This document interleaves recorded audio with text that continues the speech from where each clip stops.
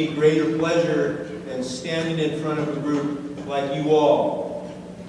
And I'll tell you what I told the people from Mount Sac, and I think maybe the folks back at a couple other tables. You know, when we're lucky, it doesn't happen all the time, but every once in a while, kids come back to us, and they say thank you in their own way.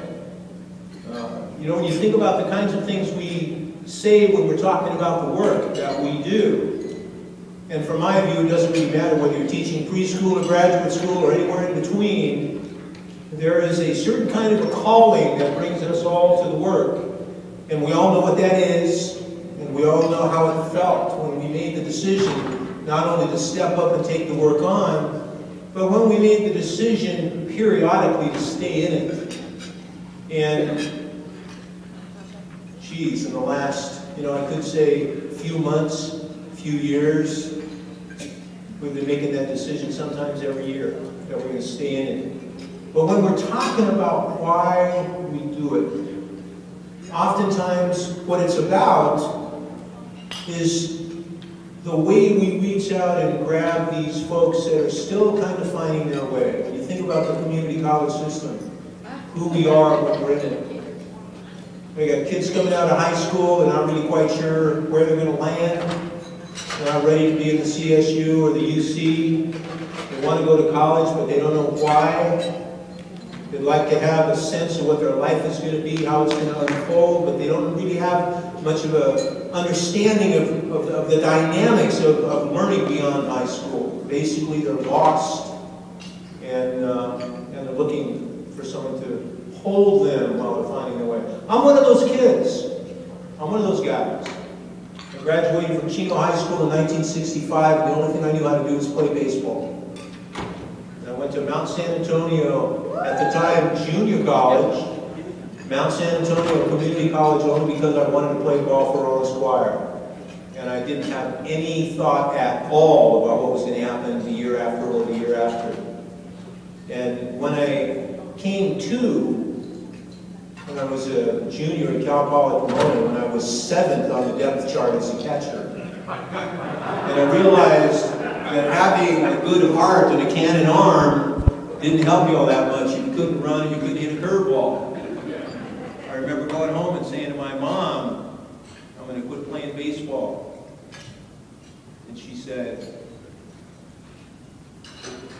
what are you going to do? And then I remembered, I think I talked about it with the Mount Sac folks. I remember Bob Amick at Mount Sac, who I had for psychology, talking about how you never know when you're going to wake up to the reality of being a real person in the real world and give up your childhood dreams. It's kind of like moving from a boy to a man, moving from a girl to a woman. A lot of times that's not determined by physiology. It's a frame of mind and heart. And if you're lucky, it'll happen sooner than later. And I remembered Bob's words. It's part of what saved me.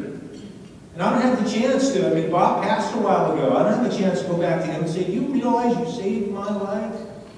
But I can say it to you. Because you deal with kids like me every single semester. Every single quarter, you're dealing with kids like me that are looking for something, not quite sure what it is. So on behalf of all those kids that came before me and all those kids that came after, I have to take this opportunity to say thank you. Thank you for the work that you do every single day. Thank you for staying in it when it gets tough. Man, it's going to get tougher. We're still here. We're still holding on.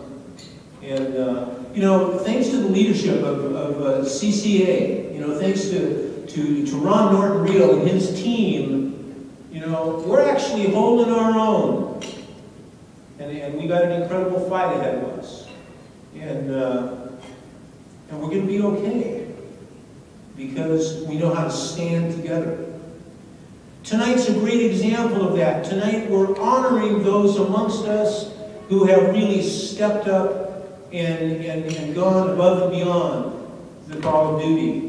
And the interesting thing for me is when I look around the room, You know, I have the good fortune to know a lot of the people sitting here, and not all of them are being awarded tonight.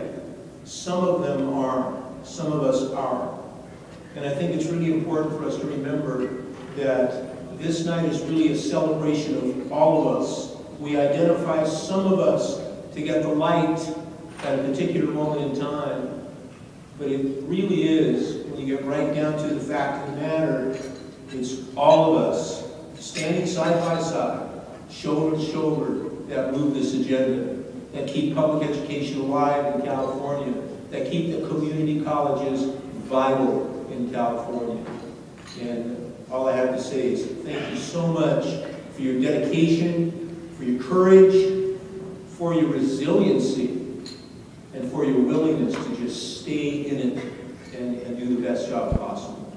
And with that, I think I will say, let's get on with this show. Okay. Good. Thank you.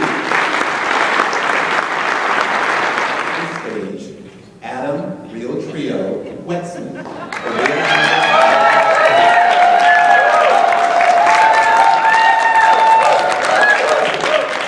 The Rio Hondo Faculty Association owes its integrity and the preservation of its unity to Adam Wetsman. He skillfully negotiated the elimination of an odious two-tier system which denied full-time faculty hired after 2005 lifetime medical benefits. What is more impressive is that he accomplished this task during his sabbatical. Adam has been instrumental in every faculty association's accomplishment of the last 10 years. When he stepped away from his role as chief negotiator to serve as president, the administrators constantly asked for take-backs, complaining to our new chief negotiator that Adam had fooled them into giving us various benefits. Not only is he a skilled negotiator, but he is also relentless in defending our contract. Adam Wetsman, you are our 2012.